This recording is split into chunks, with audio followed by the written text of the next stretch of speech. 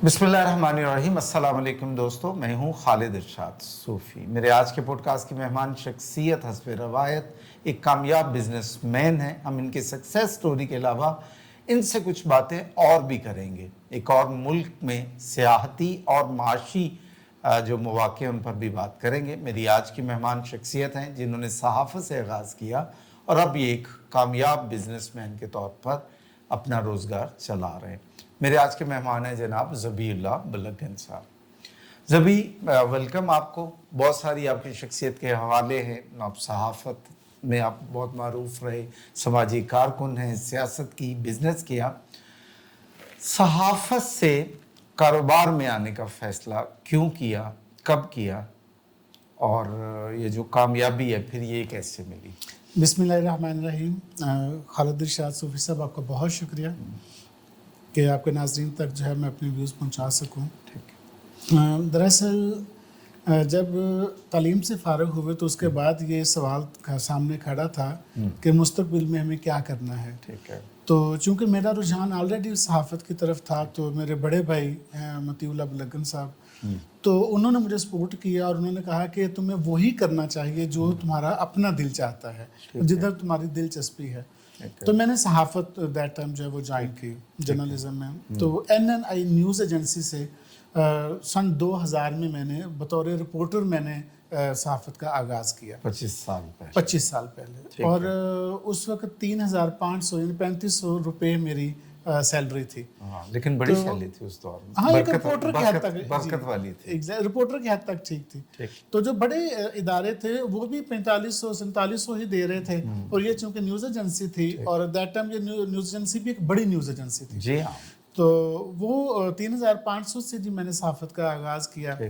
और फिर gradually अदारे change भी होते रहे। और मैं चूँकि मैगज़ीन जर्नलिज्म का बंदा था, एडिटोरियल का बंदा था, रिपोर्टिंग का मेरा था नहीं कोई एक्सपीरियंस, और मुझे अच्छा भी नहीं लगता था। हमारे रिपोर्टर दोस्त बहुत काबिल एहतराम है हमारे लिए, लेकिन एक मजाज होता है कि आप प्रेस कॉन्फ्रेंस में गए हैं और रिपोर्टिंग कर रहे हैं, वापस आए हैं, खबर फाइल की है। मेरा ये मजाज था नहीं। मेरा था कि एडिटोरियल हटिए घर में बैठ के, घर से ऑफिस में बैठ के, यानी दफ्तर की चारदीवारी में बैठे हैं हम, वहाँ पे आर्टिकल लिखते हैं, मैगजीन स्टोरीज लिखते हैं, तो वो मुझे अच्छा लगता था। तो वो ग्रेजुअली फिर शक्लें और इदारे चेंज होते गए। यानी नवाए वक्त में भी मैं असगर अब्दुल्ला साहब के साथ कुछ देर रहा। फिर मैं जल्दी ही रोज़नामा इंसाफ में आ गया और मैगज़ीन में लिखता रहा। अदालती सफ़े को देखा। तो 2006 की बात है शायद, हम कुछ जर्नलिस्ट दोस्त लाहौर प्रेस क्लब में बैठे हुए थे। तो मेरे पास उस वक्त मेहरान गाड़ी होती थी और दैट टाइम ये CNG का बहुत दौर था, जगह जगह CNG स्टेशन बने हुए थे। तो 300 या 350 रुपये में टैंकी फुल हो जाती थी और हफ्ता गुजर जाता था अगर लाहौर से बाहर ना जाएं तो। वहाँ बैठे दोस्त थे हम, कुछ मैं नाम भी ले देता हूँ, कज़ाफ़ी भट्ट थे, नजमुल हसन आरिफ थे, मुजम्मल सोरवर्दी थे, मोहसिन थे हमारे दोस्त, आसम दी न्यूज़ से थे। तो ये हमारा एक हल्का अहबाब था, हम वहाँ पर बैठते थे। तो वहाँ बैठ के तो मैंने उनसे कहा कि यार मुझे नहीं लगता कि ये जर्नलिज्म के ज़रिए हम अपने सारे ख्वाब या ज़रूरतें पूरी कर सकेंगे। तो उन्होंने कहा फिर तुम्हारे पास क्या आइडिया है? मैंने कहा मैं ये समझता हूँ कि मुझे ना जॉब छोड़ के तो मुझे बिजनेस या कारोबार की तरफ जाना चाहिए। तो कुछ दोस्तों ने एग्री किया मेरे साथ, उन्होंने कहा ठीक है, लेकिन कुछ का ख्याल ये था कि जॉब ना छोड़ो, तो तुम साथ साथ जो है वो बिजनेस करो, ट्राई करो। लेकिन मुझे लगा कि नहीं, मैं फिर भी बाउंड रहूँगा। और मेरे जो एडिटर थे आजकल एक बड़ा मारूफ TV प्रोग्राम कर रहे हैं, तो उन्होंने मुझे बहुत ऑक्यूपाइड रखा था अखबार में।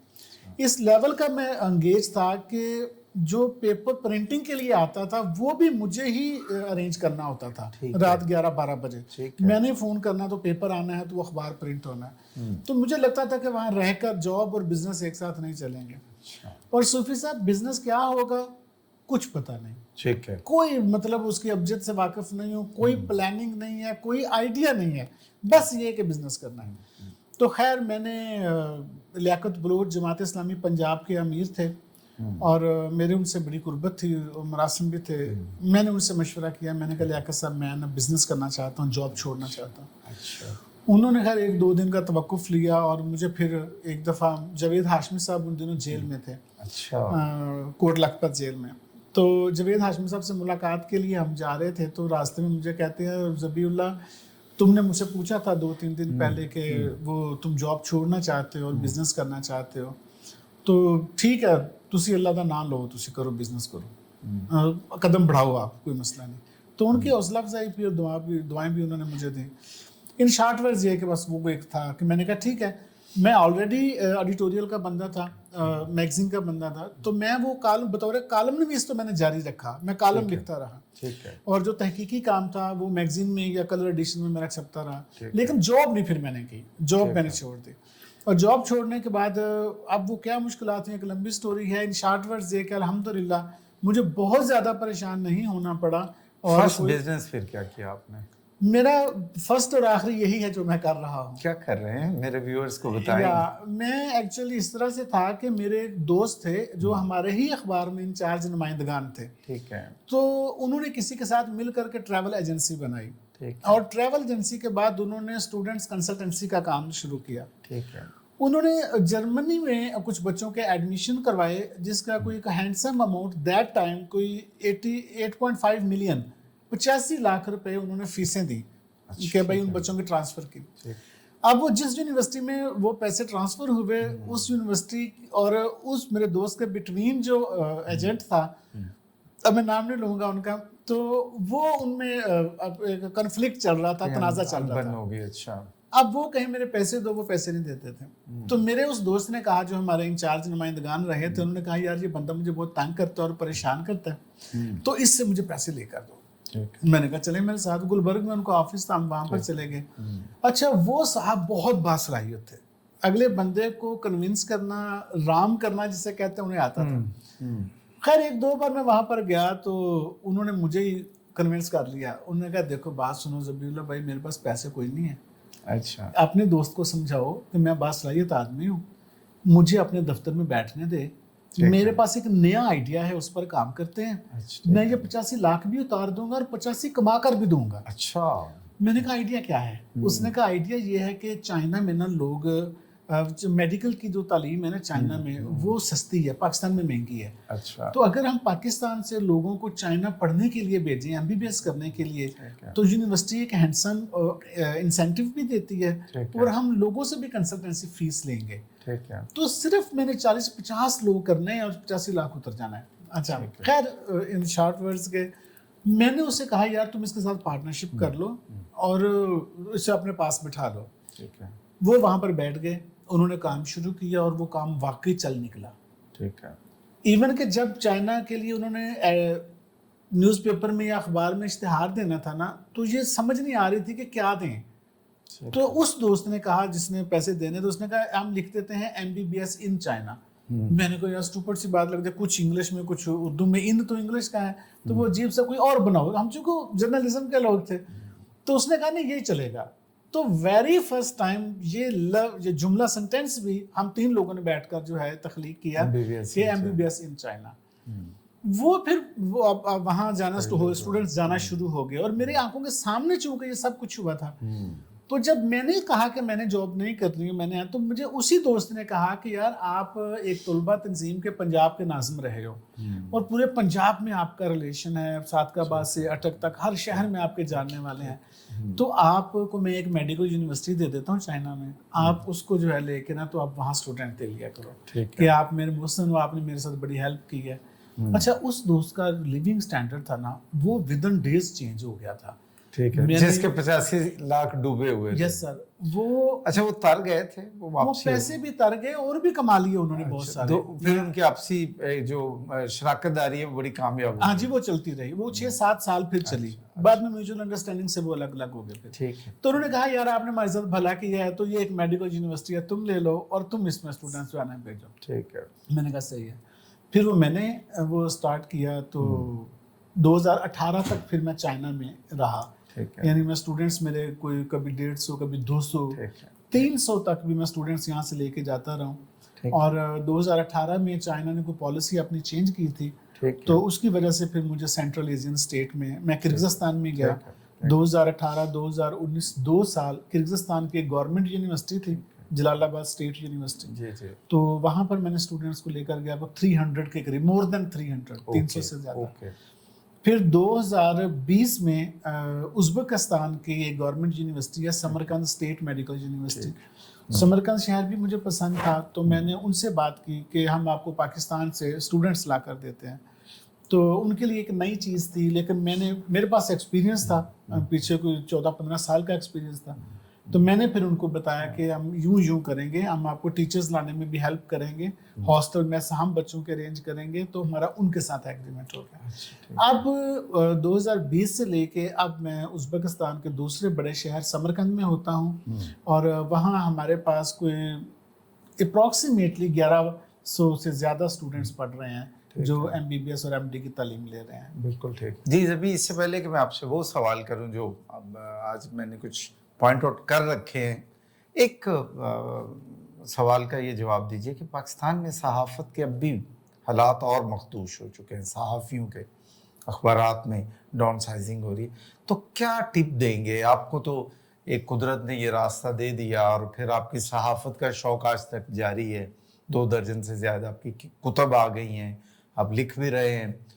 तो जो कारकुन सहाफ़ी है वो क्या करे कि उसका रोज़गार मेंटेन रहे? कौन सा कारोबार करे, या अगर रोज़गार करे तो क्या कर सकता है? देखिए सूफी साहब, ये तो डिपेंड करता है कि अपना रुझान किधर है और अपने मिजाज क्या है। ठीक है। मेरे वो दोस्त जिनके साथ बैठकर मैंने ये मशवरा किया था, या जिनसे मैंने कहा था कि मुझे बिजनेस की तरफ जाना है, आज वो मुझे मिलते हैं तो वो कहते हैं, अदनान मलिक आप जानते हैं, तो 1.5-2 साल पहले की बात है, 3 साल पहले हमारे एक दोस्त हैं, तो उन्होंने गुलबर्ग में खाना किया, तो वहाँ से निकले तो मैंने अदनान भाई से कहा, मैंने कहा मैं आपको ड्रॉप कर देता हूँ, क्योंकि हम एक इकट्ठे, वो जंग में रिपोर्टर थे, मैं NNI में रिपोर्टर था, तो एक साथ हमने टाइम गुजारा हुआ था। तो जब वो मेरे साथ गाड़ी में बैठे, मैंने ड्रॉप करने के लिए गया, तो उन्होंने कहा, ज़बीउल्लाह तुम्हारा फैसला बहुत अच्छा था कि तुम बड़े टाइम पे मतलब निकल गए यहाँ पे। देखें, जर्नलिज्म मेरा अपना शोबा है और मेरा अपना कबीला है, मैं ये कहूँगा। अनफॉर्चुनेटली सहाफ़त ने अपनी थोड़ी शक्ल चेंज की है और ग्रेजुअली ये शक्लें तब्दील होती जा रही हैं। जब हम प्रिंट मीडिया में थे ना सर, तो दैट टाइम पे सूफी साहब हम ये देखते थे कि हमारे कुछ साथियों के जो कमीज़ के बटन होते थे ना, शर्ट के बटन, वल्ला खुदा कसम के वो एक रंग के नहीं होते थे। 3 बटन है ना, तो एक बटन और रंग का होता था, कि घर में उस कलर का बटन नहीं था और वो बटन बाहर से ला के लगाने का ये वक्त नहीं था या पैसे नहीं थे, यानी कि वो अलग बटन होता था। इतनी को टफ लाइफ थी, कुछ भी आप कह सकते हैं उसको, लेकिन मैंने अपनी आंखों से अपने उन दोस्तों को देखा, और मैंने अपनी आंखों से उन दोस्तों को देखा है कि जिन्होंने अपने जो टाउन्स दैट टाइम होते थे, म्यूनिसिपल कमेटियाँ होती थी, एयरपोर्ट के इदारा था, कि जहाँ से वो शाम को जाते थे और जेब भर के पैसे ले आते थे और वो बड़ी एक शहाना जिंदगी गुजार रहे थे। और अगर उसमें जर्नलिस्टिक स्किल की बात की जाए तो वो 25% स्किल रखते थे, और वो जिसके कमीज और के बटन मुख्तलिफ रंग के होते थे वो 100% बासलाहियत था। लेकिन ये मजाज होता है कि आप किस तरफ जा रहे हैं। अगर स्पेसिफिकली और सहाफ़त का जो बुनियादी एक असूल था, जो प्रिंसिपल हैं सहाफ़त के, अगर उनमें रहकर आप बात करें कि मुझे अर्न करना है, तो वो तो हालात बिल्कुल ऐसे हैं जैसे आपने बयान किए हैं, इंतहाई मखदूश हैं, और वो उस वक्त भी ऐसे था। मैंने किताब लिखी है मुअज़्ज़ज़ सहाफ़ी 2004 में। 2004 में मैंने वो किताब लिखी, बेसिकली मेरी ऑटोबायोग्राफी है, लेकिन मैंने ज़रा उसे तंज़ो मज़ाक़ के पैराए में बयान किया है। उसमें भी मैंने ये वाक़या लिखा है, मुझे ये याद इसलिए कि आजकल वो किताब मेरे ज़ेरे मुतालिया है, मैंने अपने टेबल पे रखी भी अपने ऑफिस में, और पढ़ रहा हूँ आजकल उसको। वो बंदा, अब मेरा दिल कर रहा है मैं आपको ये बात बताऊं कि जो एक लीडिंग न्यूज़पेपर का, मैं बता देता हूँ, नवाए वक्त के संडे मैगजीन की जो बंदा टाइटल स्टोरी लिखता था ना, और मुस्लिम लीग काफ का दौर था, चौधरी शुजात हुसैन चौधरी परवेज लाई का तूती बोलता था, शौकत अजीज वजीर आजम थे और वजीर आला चौधरी परवेज लाई साहब थे, और वो बंदा जो टाइटल स्टोरी लिखता था पॉलिटिकली, और वो ऐसी डायरेक्शन होती थी कौमी सियासत के अंदर कि चौधरी शुजात साहब फोन करके उसको ये कहते होते थे कि यार कमाल कर दी तारे, तुझे सानू टिप दे देती है। बिल्कुल ठीक। अल्लाह को हाज़िर नाज़िर जानकर कहता हूँ कि ये जो टोयोटा वैगन चलती थी ना हमारे लाहौर में, वहाँ बैठने के लिए समटाइम सीट नहीं होती थी ना, तो सवारी को बिठा लेते थे اور وہ اس ٹویوٹا ہائیس کے اندر ایسے کبڑا ہو کے نا تو کھڑا رہتا تھا جب تک کوئی نئی سیٹ خالی نہیں ہوتی. He is one of them. He is one of them. میں نے اپنی آنکھوں سے اس بندے کو اس طرح کوڑی بن کے ادھر ٹویوٹا میں سفر کرتے ہیں دیکھا. لیکن اسی دور میں میں نے ایک بندے کو اپنے رپورٹر کو میں دیکھتا تھا کہ جو لاہور ایئرپورٹ سے جو ہے نا وہ پیسے اچھے پیسے لے رہا تھا اور آؤٹ آف وے لے رہا تھا جا کے. ظاہر ہے وہاں سے لے رہا تھا تو آؤٹ آف وے لے رہا تھا جا کے. تو یہ تب بھی مطلب مسائل تھے اس وقت. صحافت کا برا یہ حال تھا. صحافت کرنے والا جو ہمارا ساتھی تھا وہ وہی 4600-4700 روپے سیلری لیتا تھا, لیکن جو صحافت کو استعمال کرنے والا تھا وہ زیادہ پیسے کما لیتا تھا. اور آج کل تو میں یہ سمجھتا ہوں ہمارے پاکستانی سوسائٹی کے اندر یا دنیا میں بھی شاید کہ صحافت کا وہ ایک جو ستون کے طور پر ریاست کو لے کر کھڑی تھی صحافت, وہ اس قدر اپنی شکلیں تبدیل کر چکی ہے کہ مجھے لگتا ہے کہ ہمارا جو صحافی کارکن تھا وہ اتنی سپیڈ کے ساتھ اس کے ساتھ چل ہی نہیں پایا. بالکل ٹھیک. وہ اس رفتار سے اس کے ساتھ نہیں چل سکا. Print media, electronic media, digital media, podcast اور یہ سوشل میڈیا, لیکن وہ اتنی تیزی سے شکلیں چینج ہوئی ہیں کہ ہمارے ساتھی جو ہے نا وہ پہنچ نہیں سکے اس رفتار کے ساتھ, چل ہی نہیں پائے. میں یہ عرض کروں گا دیکھیں لوگ اپنے شعبے چینج کرتے ہیں, کوئی ایسی بات نہیں ہے, لیکن میں یہ نہیں کہتا کہ میں اپنے صحافی دوستوں سے یہ کہوں گا کہ نہ صحافت چھوڑ دو اور تم آگے چھوٹ ہی رہی ہے. صحافت تو چھوٹ رہی ہے. میرے اخبار کے اندر سر 14 لوگ کام کرتے تھے. گجرانوالہ لیول کا اخبار ہے روزنامہ پوسٹ مارٹم, 14 لوگ کام کرتے تھے سر, اب 5 کرتے ہیں. یعنی کہ اے آئی کی مدد سے یہ چیزوں کو اتنا آسان ہو گئی ہیں چیزیں کہ اب جو ورکرز ہیں نا, جو پریکٹس فزیکلی کام کرنے والے ہیں, ان کی ضرورت کم ہوتی جا رہی ہے. تو صحافت تو چھوٹ ہی رہی ہے. متبادل آپ کو ذرائع تلاش کرنے چاہیے, اور یا کم از کم جو صحافت کی نئی شکل ہے اس کو انڈرسٹینڈ کریں, اس کو سمجھیں, اس کو اڈاپٹ کریں.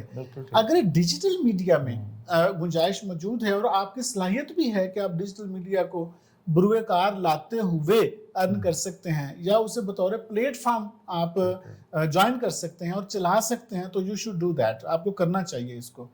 اور یہ جو دیکھیں ہمارے دوست اور ساتھی ہیں وہ سوشل میڈیا کا جو پلیٹ فارم بنا کے اس میں سے اچھا خاصا اس میں سے ارن کر رہے ہیں. تو میں یہ کہوں گا کہ آپ نے صحافی دوستوں کو متبادل ذرائع بھی تلاش کریں, اور اس پلیٹ فارم کو بھی جو ہے وہ جو جدت ہے اس کو اختیار کریں ڈیجیٹل میں آ جائے. اچھا زبی, آپ یہ فرمائیں کہ آپ نے تاشقند اردو کے نام سے ڈیجیٹل جرنلزم کا ایک پلیٹ فارم چند ماہ پہلے لانچ کیا, بہت پاپولر ہوا ہے. اس کی کیا وجہ ہے, یہ آپ کو کیوں خیال ہے؟ وہ جو اندر کا صحافی ہے وہ ہے, یا اب آپ ازبکستان آپ کا دوسرا گھر ہے, اب بریجنگ کرنا چاہ رہے ہیں بٹوین پاکستان اور ازبکستان؟ دونوں چیزیں ہی ٹھیک ہے. ٹھیک ہے. ایک یہ پل کا کردار ادا کرنا ازبکستان اور پاکستان کے درمیان میں, اور دوسرا مجھے کام یہ آتا ہے, وہ شعر مجھے بھول گیا, پتہ نہیں کیا, یہ محبت میں دھوکا ہوگا تو میں کیا کروں گا, مجھے تو کوئی کام ہی نہیں آتا. تو یہی تھا کہ مجھے تو کام ہی یہ جرنلزم صحافت آتی تھی, یہی سیکھی تھی, یہی کی تھی. تو اگر میں کوئی پاکستان کے لیے کسی کام آ سکتا تھا, اپنے ملک کے لیے, اگر میں ازبکستان کا احسان اتار سکتا تھا, مجھے انہوں نے اپنے ملک میں رکھا ہوا ہے, ایک بڑا اچھا پلیٹ فارم دے رکھا ہے, اپنے لوکل مقامی لوگوں سے زیادہ وہ مجھے عزت دیتے ہیں, اپنے پروگراموں میں بطور گیسٹ انوائٹ کرتے ہیں, اور مجھے جو انہوں نے عزت دی ہے, تو اگر میں اس کا بدلہ اتارنا چاہتا, اور پاکستان میں میں رہا ہوں, یہاں سے میں نے سیکھا ہے, یہاں میں پیدا ہوا, میری مدر لینڈ ہے, تو اگر ان دونوں ملکوں کا میں کوئی احسان اتار سکتا یا میں ان کی کوئی خدمت کر سکتا, تو مجھے انہی صلاحیتوں کو استعمال کرنا تھا جن کا میں حامل تھا, جو میرے پاس تھیں, اور میرے پاس یہی تھا. اور میرے جو ازبکستان کے دوست ہیں انہیں بہت اچھا لگا, جو پاکستان ایمبیسی تاشقند میں ہیں ان کو بہت اچھا لگا, جو ازبکستان ایمبیسی اسلام آباد میں ہے ان کو بہت اچھا لگا, کہ وہ دونوں ایمبیسیز یہ کہتی ہیں یہ ہمارا کام تھا جو آپ نے کر دیا ہے. تو میں نے کہا نہیں, مجھے کرنا چاہیے تھا, کہ ازبکستان کے لوگوں کو پتہ ہونا چاہیے پاکستان کہاں ہے, کون ہے پاکستان, اور یہاں کے لوگوں کو پتہ ہونا چاہیے کہ ازبکستان کون ہے, کیا ہے. تو اچھا, یہ جو پہچان والا معاملہ ہے یہ ان دنوں ہم بڑا تیز دیکھ رہے ہیں پاکستان میں, حکومتی سطح پر بھی وفود جا رہے ہیں, وہ لوگ ادھر آ رہے ہیں, ایکٹیو ہیں. تو یہ ازبکستان میں کیا کوئی معاشی مواقع بڑھ گئے ہیں کیا؟ انٹرسٹ کیوں پاکستانی بزنس مینوں کا انٹرسٹ دیکھ رہا ہوں میں کچھ عرصے سے بہت ڈیولپ ہو رہا ہے.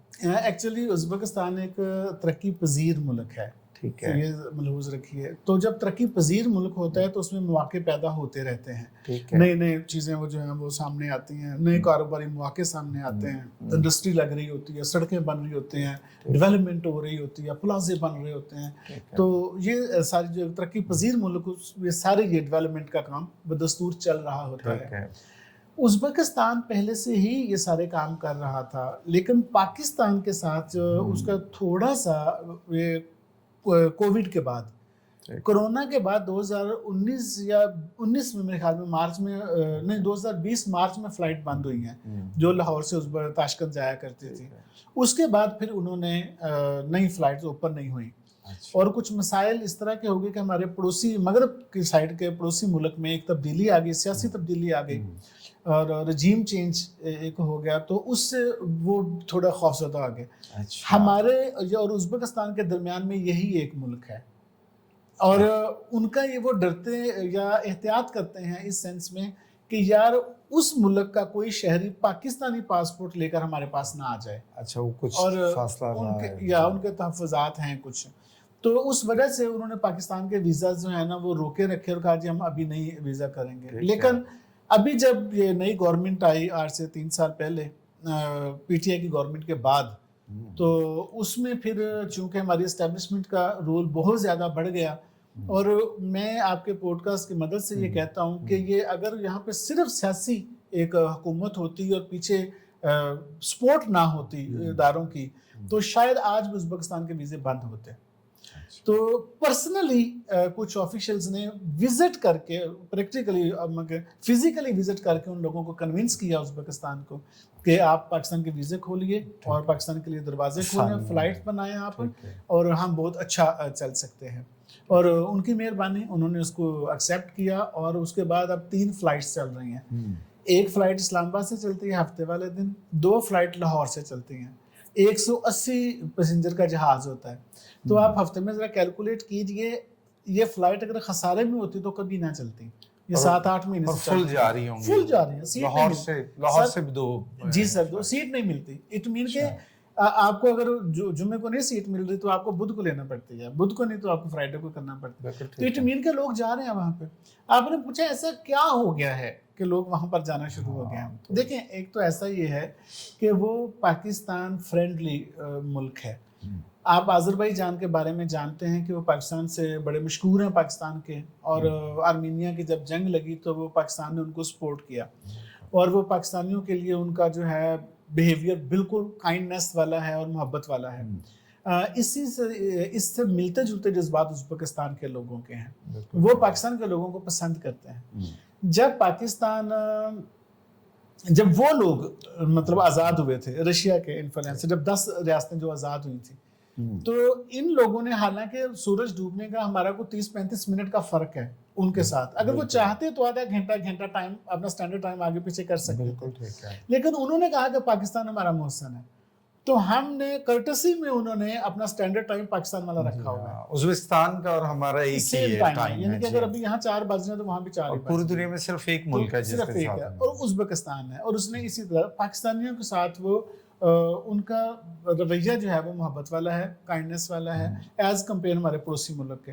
ابھی یہ جو جنگ بھی ہوئی ہے نا, تو اس جنگ میں بھی انہوں نے ہمیں کھل کر سپورٹ کیا, کھل کر انہوں نے سپورٹ کیا ہے ہمیں. گورنمنٹ خیر محتاط رہی ہے لیکن لوگوں کی بات کر رہے ہیں. یہ جو انڈیا کے ساتھ, جی تو لوگوں نے کھل کر ہمیں سپورٹ کیا اس میں. اچھا زبیر صاحب, یہ فرمائیے کہ پاکستانی بزنس مینوں کے لیے ازبکستان میں کاروباری مواقع کون کون سے ہیں, کس کس سیکٹر میں ہیں؟ صوفی صاحب, ویسے تو ہماری تاشکند اردو ہماری ویب سائٹ ہے, اس پہ یہ ساری ڈیٹیلز موجود ہیں, آپ ریگولر ہم نے وہاں دے رہے ہیں کہ وہاں پہ کیا کیا چیزیں ہیں. بالکل ٹھیک ہے. میں عرض کر دوں بہت سارے ایسے فیلڈ ہیں, شعبے ہیں جس میں پاکستانیوں کے لیے بہت زیادہ مواقع اور اپرچونٹیز موجود ہیں. ٹھیک ہے. جو ٹیکسٹائل انڈسٹری ہے میں آپ سے عرض کر دوں کہ 99% وہاں پہ پاکستانی ورکرز ہیں، پاکستانی انجینئرز ہیں وہاں پہ جو کام کر رہے ہیں. تو ٹیکسٹائل اور گارمنٹس انڈسٹری جو ہے وہ تو پاکستان کی مرہون منت سمجھی جا سکتی ہے. پاکستان سے وہاں بیٹھ کر یا یہاں پاکستان میں بیٹھ کے بہت زیادہ جو ہے وہ ایکسپورٹ کی جا سکتی ہے وہاں ازبکستان کے لیے. میٹ یہاں سے جا رہا ہے، ہمارے شوز یعنی کہ چپل وغیرہ یہاں سے جاتی ہیں، سیالکوٹ سے میڈیکل انسٹرومنٹ سارے جاتے ہیں، سرجری کا سامان یہاں سے جاتا ہے، سپورٹس کا سامان یہاں سے جاتا ہے، پھل یہاں سے جاتے ہیں، کنوں مینگو یہاں سے جاتے ہیں، ماچس یہاں سے پشاور سے تیار ہو رہی ہے اور ازبکستان میں بک رہی ہے جا کے. تو بہت ساری چیزیں ہیں، پوٹیٹو سبزیاں یعنی یہاں سے جا رہی ہیں پاکستان سے. یہ قصور سارا جو ہے وہ سمجھو ازبکستان کے لیے اگا رہا ہے، اوکاڑا جو ہے وہ ازبکستان کے لیے پوٹیٹو اگا رہا ہے. تو ڈاکٹرز جو ہیں ان کے لیے فارماسیوٹیکل وہاں پہ انڈسٹری لگائی جا سکتی ہے، کمپنی بنائی جا سکتی ہیں. تو بہت سارے مواقع ہیں اور وہ پسند کرتے ہیں اس چیز کو کہ پاکستانی بزنس مین یہاں آ کر کام کرے. وہ نہیں چاہتے کہ کوئی اور میں نام بھی نہیں لینا چاہ رہا تھوڑا سا کہ کسی اور ملک کا، کسی بھی اور ملک کا وہ یہاں آ کر کرے. وہ کہتے ہیں پاکستانی ہیں، وہ پاکستانیوں کو پریفر، اعتماد اتنا بحال ہوا ہے. جی آپ کہہ سکتے ہیں. اور پاکستانیوں نے بھی سر میں عرض کروں وہاں پہ کچھ ایسا وہ بلند نہیں کیا، کچھ غلط ایسا نہیں کیا کہ جس سے یہ اعتماد بریک یا شیک ہوتا. ٹھیک ہے، تو یہ ٹھیک چل رہا ہے. اچھا زبیر صاحب یہ فرمائیے کہ ازبکستان میں پاکستانی جو درمیانے درجے کے کاروباری لوگ ہیں، سیکٹرز آپ نے بتا دیے، وہ اگر وہاں کاروبار شروع کرنا چاہتے ہیں تو وہاں کمپنی رجسٹر کرنا اور باقی جو بھی ان کے لوازمات ہیں اور اس کے بعد کاروبار شروع کرنا کسی بھی سیکٹر میں، ایک اوورآل اندازہ لگا دیں کہ وہ کتنا وقت لگتا ہے، کتنا آسان، کتنا مشکل ہے رجسٹریشن کا پروسیس، پلس سرمایہ کتنا کو ہو تو ایک کاروبار شروع کیا جا سکتا ہے. دیکھیں سب سے پہلے جو آپ نے کہا نا کمپنی رجسٹر کروانے کے لیے وہاں پہ کتنا ٹائم درکار ہے اور کتنے پیسے درکار ہیں. ایک $100 میں وہاں پہ آپ کمپنی بنا سکتے ہیں. $100 میں بالکل ٹھیک ہے. ہو سکتا ہے $80 ہی خرچ آئیں اس میں، لیکن وہ کنسلٹنٹ ہوگا وہ آپ سے 200 لے لے گا، 250 300 لے لے گا، ڈیپینڈ کرتا ہے. لیکن اگر آپ کو پتا ہو کہاں کمپنی رجسٹرڈ ہوتی ہے تو وہ فیس اس کی اتنی $70-80 فیس ہے. آپ $100 میکسیمم آپ لگا لیں تو وہ آپ کمپنی ایک دن میں بن جاتی ہے آپ کی. وہ کچھ ایسا نہیں ہے. تو اس کے بعد کمپنی کو رن کرنا یہ ساتھ جڑی ہوئی بات ہے. آپ کو آفس چاہیے وہاں پہ اور آپ کو اکاؤنٹنٹ چاہیے اور ایک لوکل ڈائریکٹر چاہیے. 2 لوگوں کا سٹاف تو کم از کم آپ نے وہاں پر رکھنا ہے. آپ ان کے $100 بھی سیلری اگر لگاتے ہیں، $150 بھی آپ سیلری لگاتے ہیں تو $300 منتھلی آپ کو خرچ اس دن سے شروع ہو جانا ہے جس دن آپ نے کمپنی رجسٹر کر لی ہے. کسی 2 بندے لوکل آپ نے امپلائی رکھنے ہیں. اور اگر آپ نے وہاں آفس بھی ظاہر لینا ہے تو اگر وہ $300-400 کا آفس ہوگا تو سمجھے کہ $600-700 انتہائی لمیٹڈ بجٹ کی میں بات کر رہا ہوں. کم از کم یہ ہمبل سٹارٹ، کم از کم جو ہے نا یہ $600-700 منتھلی آپ کے اخراجات آنا سٹارٹ ہو جائیں. اس کے بعد آگے کہ کون سی فیلڈ ہے یہ تو ڈیپینڈ کرتا ہے کہ بھئی ایکسپرٹیز کس میں ہے. میں آپ کو مزے کی بات بتاتا ہوں. ہمارا ایک اسٹوڈنٹ ہے وہاں پہ فرام گجرانوالا، اس کے انکل عمان میں رہتے تھے. تو وہ وہاں ان کا ریسٹورینٹ چلانے کا بڑا اچھا ایکسپیرینس تھا، فاسٹ فوڈ کا. اس نے اپنے انکل سے کہا کہ آپ ادھر آئیے ازبکستان اور یہاں ہمارے پاس 4000 انٹرنیشنل اسٹوڈنٹ پڑھ رہے ہیں اور یہاں آلریڈی بنے تھے ریسٹورینٹ، تو ہم بھی ایک ریسٹورینٹ بناتے ہیں تو یہاں پر چلاتے ہیں. اس نے یہ اپریل کے پتہ نہیں مئی میں سٹارٹ کیا اور وہ اتنا اچھا چل رہا ہے کہ زبردست قسم کا کہ وہاں ہر وقت میں اسٹوڈنٹس کا ہجوم دیکھتا ہوں. تو ڈیپینڈ کرتا ہے آپ کی ایکسپرٹیز کس کام میں ہے.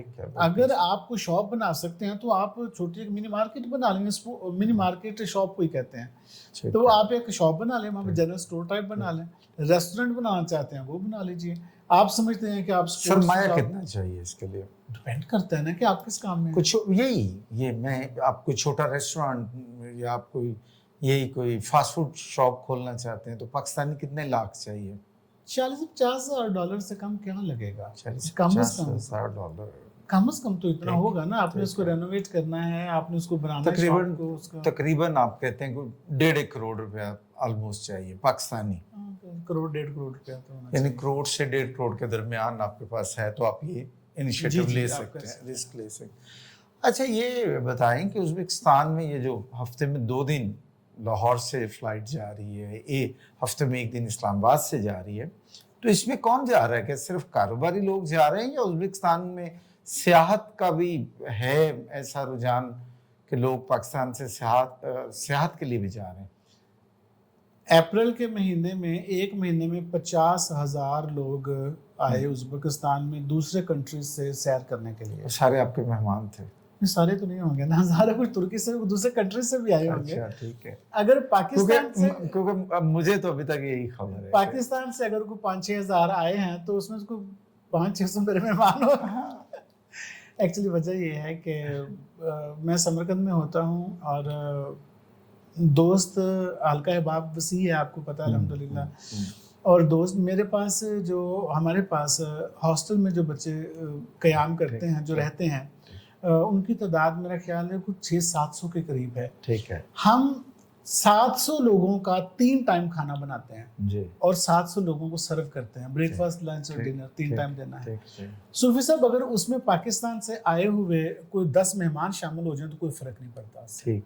ہم نے صرف یہ کرنا ہے، میں آپ کو کھل کے بتانے لگوں جیسے ڈرائنگ روم میں بیٹھ کے بات کر رہے ہیں. ٹھیک ہے. ہاں جی. میں نے صرف انہیں یہ کہنا یار ساتھ کولڈ ڈرنک منگوا لینا اور ایک مٹن کی ڈش بنا لو ساتھ اور کچھ پھل منگا لینا بس. جی.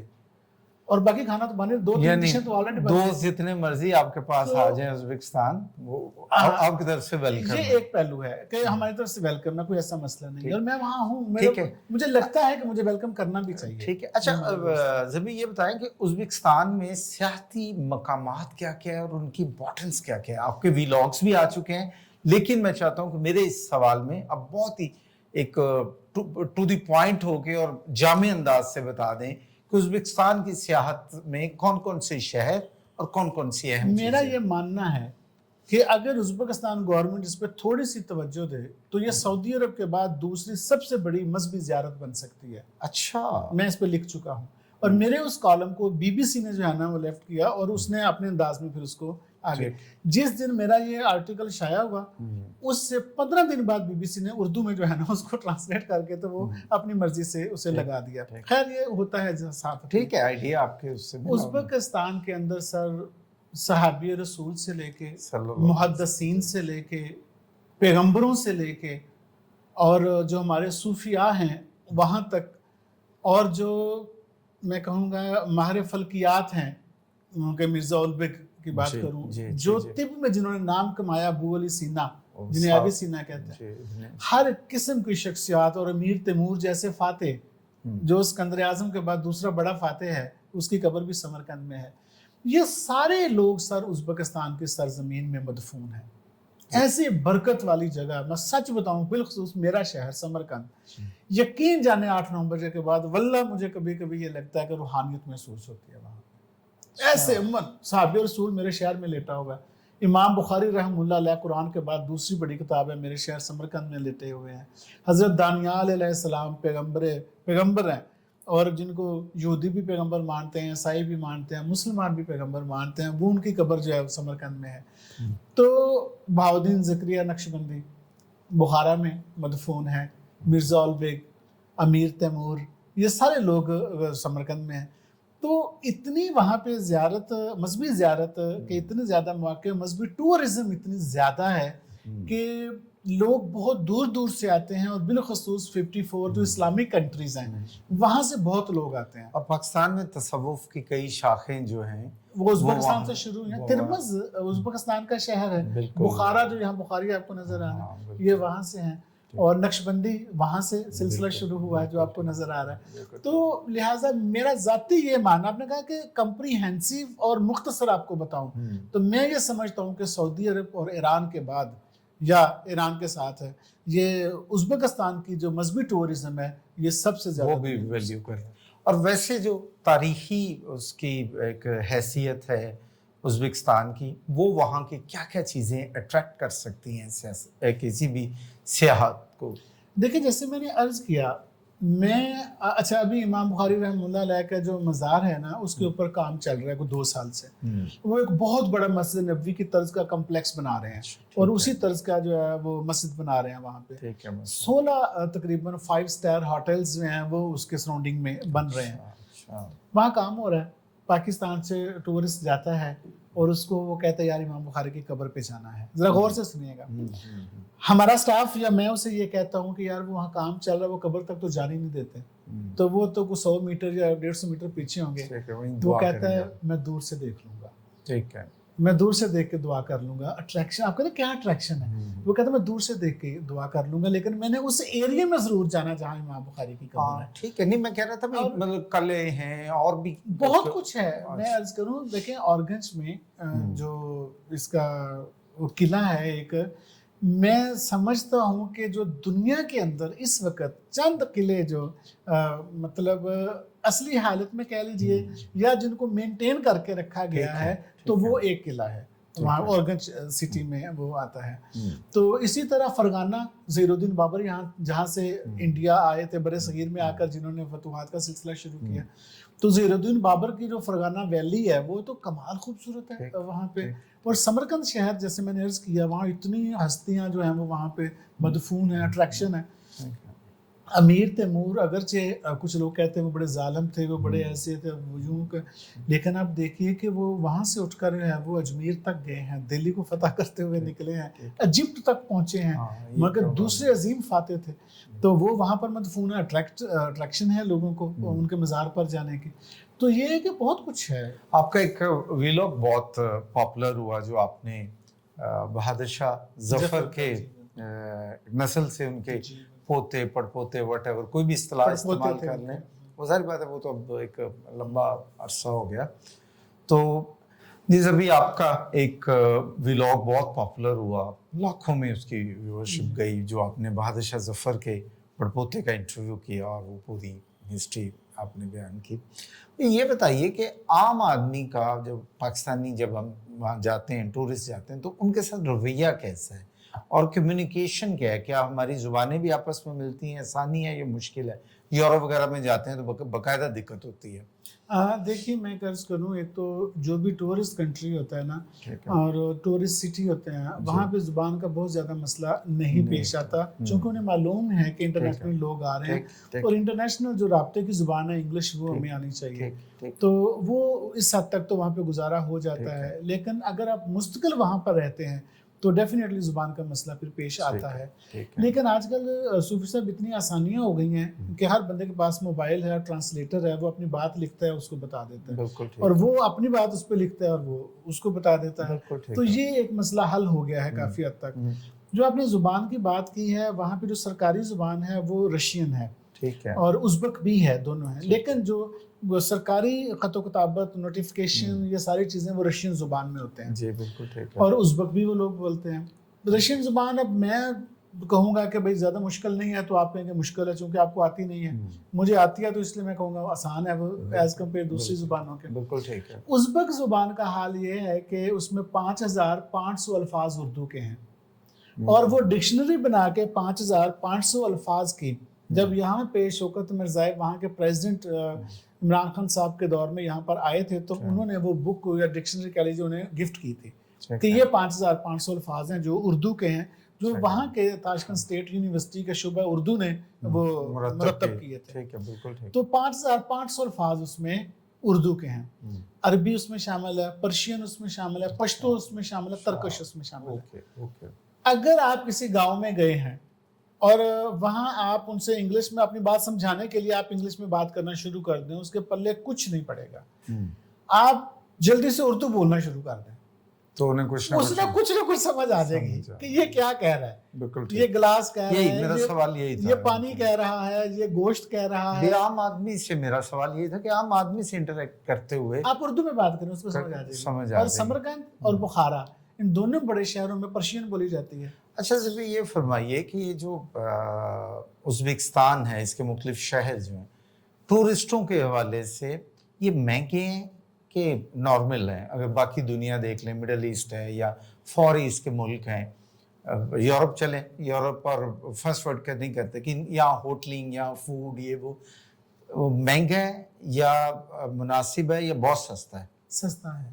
अच्छा, यस सस्ता है। मैं अर्ज़ करूँ आपको $30-35 میں اگر ود بریکفاسٹ ہوٹل مل رہا ہے تو یہ تو بہت تاشقند میں بہت مناسب. تو پاکستانی 9-10 ہزار روپیہ بنتا ہے. آپ لاہور میں 9-10 ہزار روپے میں رات نہیں گزار سکتے. بالکل ایسے ہی ہے. اور With ساتھ breakfast. اور پھر وہ ہوگا بھی بڑا جی معیاری ہوگا, جی ہمارے ہوٹل ہوٹلوں ہوگا. کے لیول جی کا نہیں بالکل ہوگا. ایسے. اور $50-60 میں تو اچھا 4 اسٹار ہوٹل مل جاتا ہے وہاں پہ, تو مہنگا نہیں ہے, کھانا بھی سستا ہے. جی ظبی صاحب یہ فرمائیے کہ ازبکستان میں جو کاروبار لوگ کر رہے ہیں اس کے مواقعوں کا ذکر ہوا, سیاحت کا ذکر ہوا, کیا ازبکستان کوئی گولڈن ویزا, نیشنلٹی یا سٹیزن شپ اس طرح کا بھی پروگرام چلا رہا ہے؟ اب آپ بھی سالوں سے وہاں ہیں, تو کیا کل کو آپ بھی نیشنل ہو جائیں گے یا نہیں ہو سکیں گے؟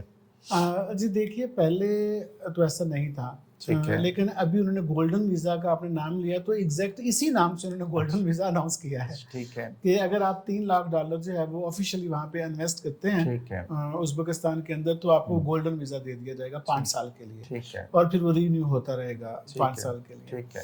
اور ویسے بھی اگر آپ لیگل 5 سال وہاں پر رہتے ہیں لیگلی, کوئی وائلیشن نہیں کی آپ نے, اور سال کا چونکہ ویزا ملتا ہے, 1 سال کا ویزا ہے, امپلائمنٹ کا بھی 1 سال کا ویزا ہے, بزنس کا بھی 1 سال کا ویزا ہے, تو آپ نے 5 سال گزار لیے ہیں تو you are eligible for applying that visa. 5 سال کا ویزا جو ہے وہ آپ اپلائی کر سکتے ہیں کہ بھائی مجھ کو 5 سال لیگل رہ لیا ہے, تو وہ آپ اپلائی کرتے ہیں, وہ پھر آپ کو 5 سال کا ہی ملے گا. تو وہاں جو سٹیزن شپ پاسپورٹ کی شکل میں آپ نے کہا ہے, وہ میرے خیال میں بہت ٹائم لگتا ہے, کوئی 20-25 سال بعد جا کے شاید وہ ان کا دل کو نرم ہو اور وہ آپ کو پاسپورٹ تک لے جائے. لیکن ادروائز پاسپورٹ والی کوئی اسکیم نہیں ہے. جن لوگوں نے وہاں پر شادیاں بھی کر رکھی ہیں مقامی خواتین سے, ان کو بھی 5 سال کا ہی ویزا ملتا ہے. ٹھیک ہے. تو باقی اگر آپ وہاں رینیو ہوتا رہتا ہے. جی ہوتا ہے. اگر آپ اپنا بزنس کر رہے ہیں وہاں پہ یا جاب کر رہے ہیں تو وہ 1 سال کا ویزا ہے. ٹھیک ہے. جو ٹورسٹ ویزا ہے وہ 1 مہینے کا ہے, اور جو ٹورسٹ بزنس ویزا ہے وہ 3 مہینے کا بھی ہو سکتا ہے. اور کچھ لوگ ملٹیپل 6 مہینے کا ویزا بھی لے لیتے ہیں, لیکن اس کے لیے ضروری ہے کہ آپ کے 2-3 پہلے سے وزٹ ہوں, تو اس کے بعد پاسپورٹ مشکل ہے. بالکل. اچھا ظبی, آپ سے آج کی اس پوڈ کاسٹ کا آخری سوال, آپ کی جو کمپنی ہے ارسل ایجوکیشنل سروسز کے نام سے آپ پاکستان میں بھی رن کر رہے ہیں, وہاں بھی رن کر رہے ہیں, تو پاکستانی نوجوان جو ازبکستان سے MBBS کی ایجوکیشن لینا چاہیں تو اس حوالے سے ایک تو یہ بتا دیں کہ دونوں میں کمپیریزن کر دیں, کیا وہی سلیبس ہے, مشکل ہے, آسان ہے, ریجین میں پڑھاتے ہیں, اور اگر آپ سے آپ کی کمپنی سے کوئی کانٹیکٹ کرنا چاہے, آپ کے سروسز لینا چاہے, تو وہ کاسٹ کیا آئے گی؟ ہاں جی دیکھیے, پہلی بات تو یہ ہے کہ جو MBBS یا MD کا سلیبس ہے وہ پوری دنیا میں ہی ایک ہے. جی ٹھیک. یہ چونکہ WHO نے ڈیزائن کیا ہوا ہے, اور یہ مقامی لوگوں کے لیے یہ فرق اور سہولت ہو سکتی ہے کہ اس کا ٹرانسلیٹ کر لیں اپنی زبان میں. بصورت دیگر وہ انگلش میں جو ڈیزائن ہوا ہے وہ پوری دنیا میں ایک ہی ہے. ٹھیک ہے. اور کوئی بھی کنٹریز جو ہے وہ تب تک انٹرنیشنل اسٹوڈنٹس کو آفر نہیں کرتا جب تک وہ انگلش میں نہیں پڑھانے کی صلاحیت رکھتا. تو ہماری یونیورسٹیز میں بھی وہاں انگلش میں پڑھایا جاتا ہے, اور وہی سلیبس ہے جو انڈیا پاکستان میں ہر جگہ پڑھایا جا رہا ہے. جی بالکل ٹھیک ہے. فرق صرف کاسٹ کا آتا ہے کہ پاکستان میں پرائیویٹ میڈیکل کالجز میں فیسیں بہت زیادہ ہیں. ٹھیک ہے. یہ کوئی 1.5-2 کروڑ تک اب بات چلی گئی ہے 5 سال میں, اور ہمارے پاس جو ہے وہ تقریباً 80 لاکھ سے 1 کروڑ میں MBBS مکمل ہو جاتا ہے. اس میں سارے خرچے ہیں, جی, فی بھی ہے, ہاسٹل بھی ہے, لیونگ بھی ہے. اور یہاں پرابلم صرف یہ ہوا ہے کہ یہ جو گزشتہ 3-4 سالوں میں ڈالر کا ریٹ 110 روپے سے یا 135 سے 280 روپے ہوا ہے, تو یہ کاسٹ اتنی زیادہ بڑھ گئی ہے. بصورت دیگر ہمارے یونیورسٹی کی فیس تب بھی $3,500 امریکی تھی 1 سال کی, آج بھی اتنی ہے. لیکن تب $3,500 کے پیسے جو تھے وہ 4-4.5 لاکھ روپیہ بنتا تھا, آج وہ 9 لاکھ روپیہ بنتا ہے. تو وہ کاسٹ اس سینس میں بڑھ گئی ہے. اگر ڈالرز میں لیں گے تو اتنی ہی ہے. تو یہ فرق ہے تھوڑا سا. ہمارے پاس اس وقت کوئی 500+ پاکستانی اسٹوڈنٹس ہیں جو پڑھ رہے ہیں. ابھی 5 جون 2025 کو ہمارا ایک بیچ گریجویٹ ہوا پاکستانی اسٹوڈنٹس کا, واپس الحمدللہ پاکستان آ گئے ہیں. اور آپ کی جس یونیورسٹی کے لیے آپ سروسز دے رہے ہیں, یہ پاکستان میں Pakistan medical and dental council سے اپرووڈ ہے؟ دیکھیں یہ تو بیسک کرائیٹیریا ہے. اچھا, آپ پاکستان سے موو کر ہی نہیں سکتے جب تک آپ PMNDC کے وہ لسٹ نہیں دیکھیں گے کہ جو انٹرنیشنلی انسٹیٹیوٹس کو ریکگنائز کیا گیا ہے. ٹھیک ہے. اگر آپ کو کوئی آفر کرتا ہے کہ فلاں یونیورسٹی میں، تو آپ بولیں 1 منٹ رک جاؤ، آپ پی ایم ڈی سی کی ویب سائٹ کھولیں گے اور آپ اس میں دیکھیں گے کہ کیا اس یونیورسٹی کا نام اس میں ہے کہ نہیں ہے. اگر اس کا نام ہے تو تب آپ فیصلہ کریں گے. اگر نام نہیں ہے تو آپ نے جانا ہی کیوں ہے؟ بالکل ٹھیک. تو لہذا اس یونیورسٹی میں جائیں جو P M and D C سے ریکگنائزڈ ہے، تو پھر واپسی پر آپ کی ڈگری بھی ریکگنائزڈ ہوتی ہے. بہت شکریہ زبی، آپ سے بہت ساری باتیں ہوئی. تھینک یو ویری مچ، آپ کے وقت کا شکریہ. جی ناظرین، بہت جلد دوبارہ آپ سے ملاقات ہوگی، کسی اور کامیاب شخصیت کے ساتھ ہم گفتگو کریں گے. مجھے دیجیے اجازت. اللہ حافظ.